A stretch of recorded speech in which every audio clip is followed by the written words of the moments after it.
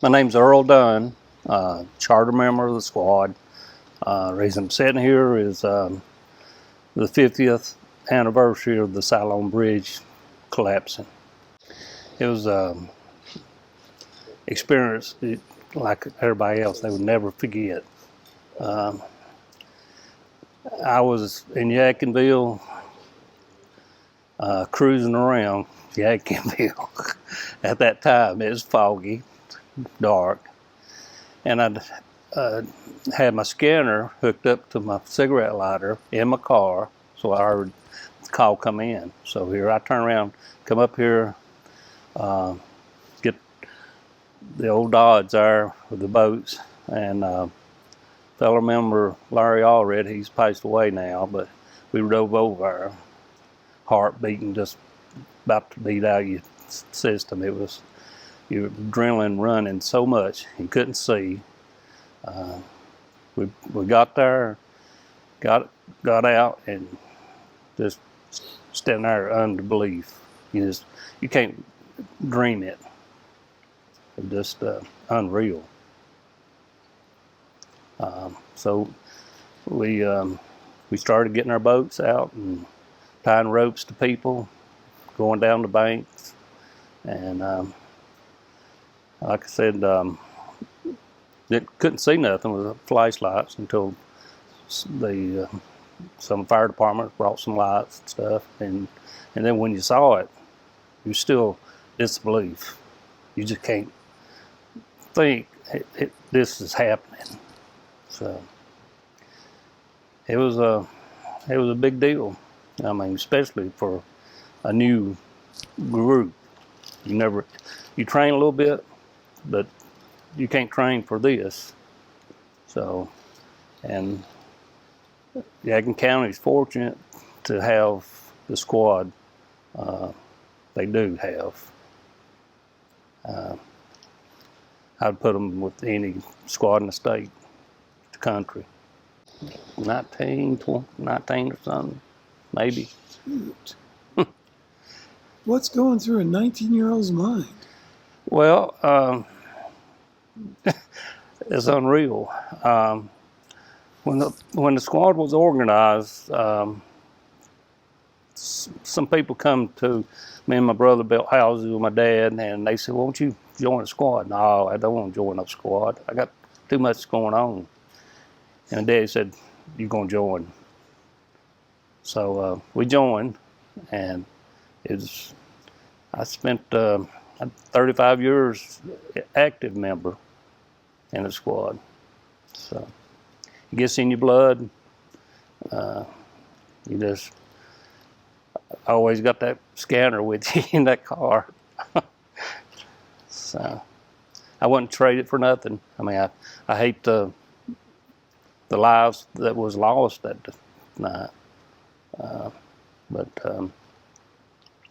the good Lord was looking after us. So what did you, each of you, how did we end up choosing white coveralls? That I don't know, but we had white. They was clean, and we had white helmets. The old construction helmets. They was white. Now, I have heard through the years, who cut the letters out to stick on the helmets? Jacob Matthews myself. Now, who did? Jacob Matthews myself. Individually cut out the letters? Yeah, we had a big sheet and started cutting them out, sticking them. That thing on the front, the cross. Yeah, we had one member put the cross. He put it sideways. And we called them plus longs.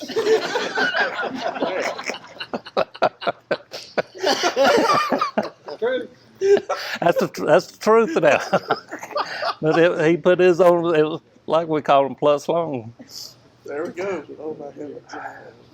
All right, so I have to ask this question. While digging through the call reports, we found this one. You and your brother ran another call the next day. And there was no address on the call, but it said pressure dressing applied. Do you have any idea what that was? I think he made it. I think he made it. Okay, all right. I have no Correct me clue. if I'm wrong. Yeah. So both of you's name was on the call report, and it was like, wonder what that was. So I think somebody was bleeding. I don't remember what it was. you're smart like that. You were trying to be a doctor then. There you go. We just tried to do the minimum on stuff like that. But So here's another question. So did you have to crawl out on the bridge? no, I crawled down to it. But my brother Donald, he did. Okay. He was rope tied around him. Tied around. It, Okay. In what? How many life jackets did we have? 4 or 5 probably. Where did we get did we just borrow them from everybody else? Well, I can't. I think we had them with the boats. Okay. So, and you know, when we started getting the boat and the trailers and stuff, we started getting equipment and stuff like that. Do you remember who was in the boat with you? No, No. Okay. I just me and Larry already drove that, and Mm-hmm. it was you couldn't see in front of you. Mm-hmm. It was foggy, and then when daylight got there, then you just sit there and scratch your heads and can't believe it. Had the state brought their big command post, set it up. People were bringing food, Mm-hmm. so When you heard the call on the scanner, did you believe it? no, not really. No, I thought maybe could have been another fake drill. You know, we've had some drills before that were real realistic. That some of the members next day think how them people get, you know, but they was off. They was, but no, you just and you're trying to think the Siloam Bridge. You know, you'd think of the low water bridge for a Siloam Bridge because it's real low and stuff. That's but nothing that big falling. What initial information was given out over the scanner? The what? What was when the call went out? Do you remember what was said on the scanner? No, not really. I think he just said Station 9 bridge collapse at Siloam Bridge. So I got a question. This is for all of you. You're on video right now. Did that come from Huff or did it come from the sheriff's office? Who dispatched you guys at the time? Sheriff's office did then. Yeah. So Huff just had Jerry when you worked for the ambulance service.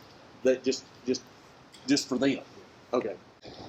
If you can help somebody, be prepared to do it, because you never know when that situation's going to come.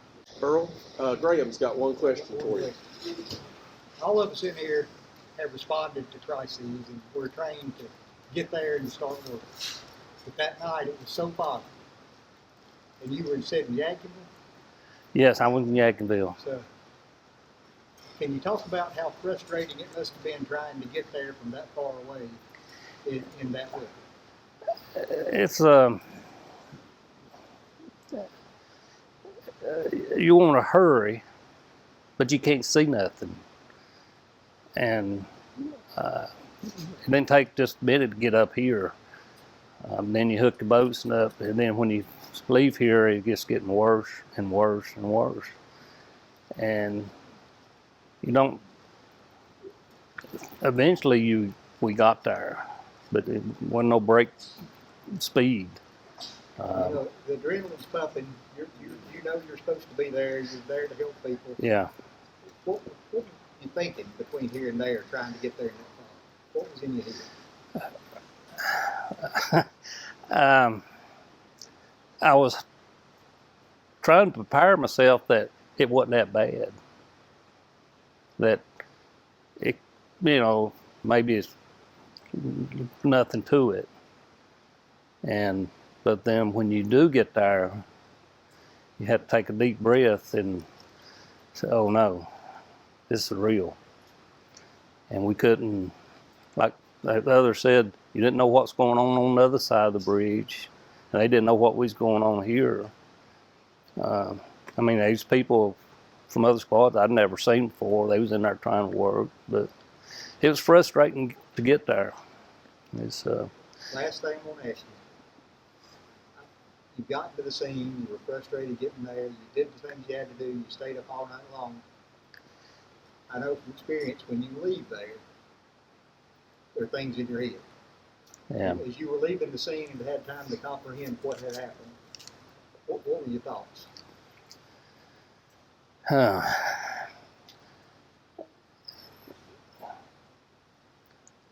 Well, the thoughts that you can say that you done all you could do. And you think, well, could I do any more? And what we had, we couldn't do no more. We went to our limit,